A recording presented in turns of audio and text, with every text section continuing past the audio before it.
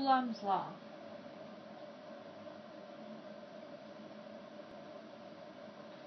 Coulomb's law tells us the magnitude of the force between two charges. We can write this as force is equal to a proportionality constant K times charge 1, charge 2, and the distance between the two charges. Since this is 1 over r squared, we call this an inverse square law. Before we move on to look at how to use this equation and calculate the force between two charges, we need to talk a little bit about what charge is. The charge on one electron is what we call quantized, meaning that it can't be smaller than 1. So you can have 1 electrons worth of charge, you could have 2 electrons worth of charge, you could have 3 electrons worth of charge, so forth and so on. You can't really have a quarter or a fifth or anything like that. So how much charge does an electron actually have? An electron has 1.602 times 10 to the negative 19 coulombs, hence Coulomb's law, of charge. Now we can reverse this and say that 1 coulomb is equal to the charge of 1 over 1.602 times 10 to the negative 19 coulombs. You can see my units coulombs cancel out, which basically means 1 coulomb worth of charge is equal to 6.242 times 10 to the 18 electrons. So a coulomb of charge is actually a lot of charge. So we will often use in problems microcoulombs, nanocoulombs, smaller units, because a coulomb is such a large unit of charge. Now, this proportionality constant K that we talked about, go ahead and give that one to you.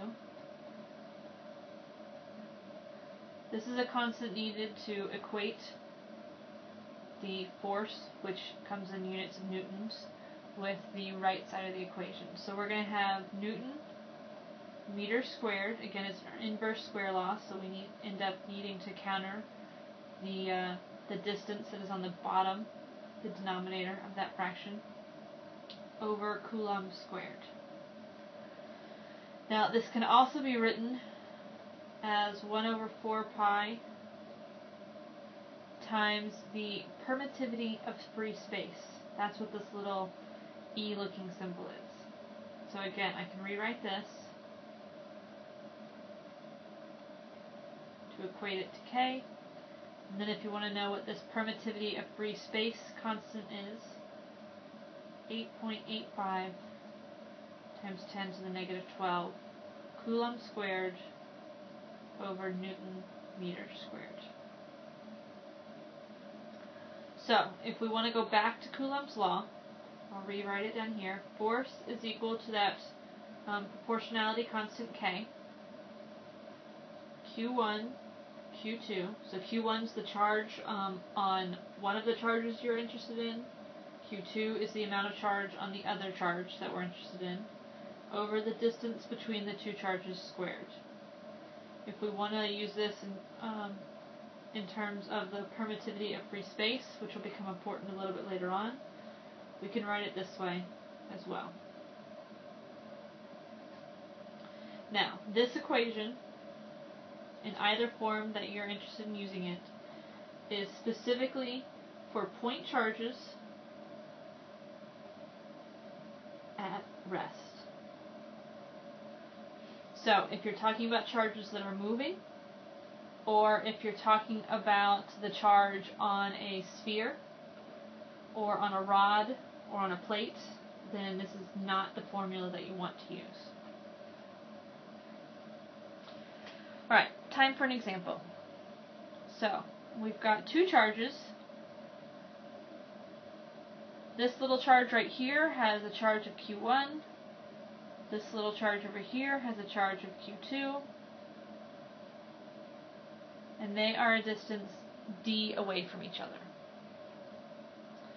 Now, let's start with the force of charge 2 on charge 1. So again, we'll use Coulomb's law. The force of 2 onto 1 is going to equal K, Q1, Q2 over d squared, the distance between the two. Now, let's look at the opposite one. The force of charge 1 on charge 2. So 1 onto 2 is equal to K, Q2 times Q1 over d squared. Now, if you're paying attention, you would notice that these are the same. So if we're talking about the magnitude of the force between the two charges, charge 1 feels the same magnitude of force as charge 2 does. This is very similar to the gravitation laws that you learned last quarter. So, the order of the multiplication here does not matter. What is going to make a difference is the direction of the force. But right now we're looking mostly at magnitude, so we'll go ahead and calculate what this might be. So let's give some numbers to this problem. So let's say that the charge on Q1 is 3.0 microcoulombs.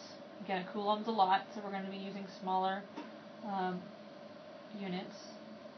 So if we want to convert this to just coulombs, that's going to be 3 times 10 to the negative 6 coulombs. Charge 2 has 31 microcoulombs. So again, I can convert this to just coulombs so that all my units will cancel out nicely. And the distance between these two charges is going to be 13 centimeters, or 0.13 meters. Now, we can start to plug this into Coulomb's law. The magnitude of the force between these two charges is equal to that proportionality constant, 8.99 times 10 to the 9 Newton meters squared over Coulomb squared, times charge 1, 3.0 times 10 to the negative 6 coulombs, times charge 2, 31 times 10 to the negative 6 coulombs, over the distance squared.